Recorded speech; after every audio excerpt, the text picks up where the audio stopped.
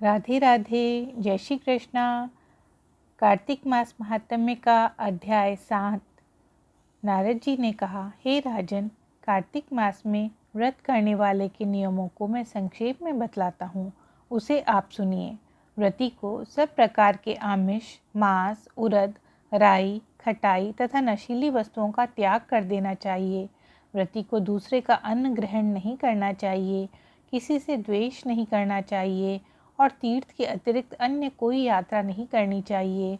देवता, वेद, ब्राह्मण, गाय, व्रती, नारी, राजा तथा गुरुजनों की निंदा भी नहीं करनी चाहिए।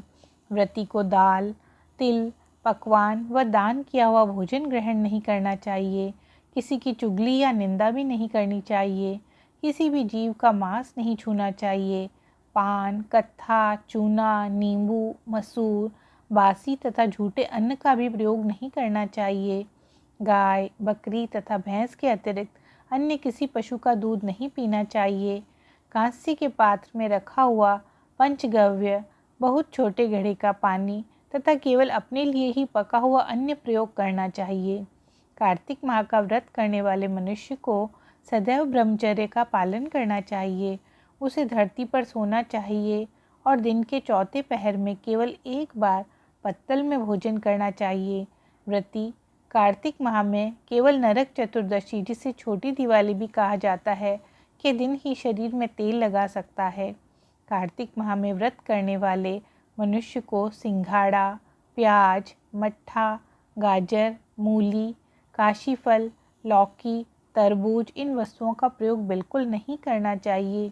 रजस्वला, चांडाल, पापी, मलेच्छ, पतित, व्रतहीन, ब्राह्मण द्रोही और नास्तिकों से बातचीत नहीं करनी चाहिए।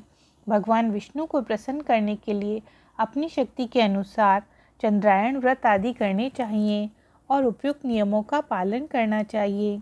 व्रती को प्रतिपदा को कुम्हड़ा, द्वितीय को कटहल, तृतीय को तरुणी स्त्री, चतुर्थी को मूली, पंचमी को बेल, षष्ठी को तरबूज, सप्तमी को आंवला, अष्टमी को नारियल, नवमी को मूली, दशमी को लौकी, एकादशी को परवल, द्वादशी को बेर, त्रयोदशी को मट्ठा, चतुर्दशी को गाजर तथा पूर्णिमा को शाक का प्रयोग नहीं करना चाहिए।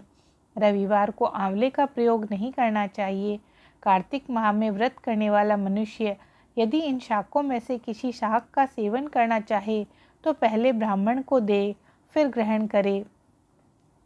यही विधान माघ माह के व्रत के लिए भी है।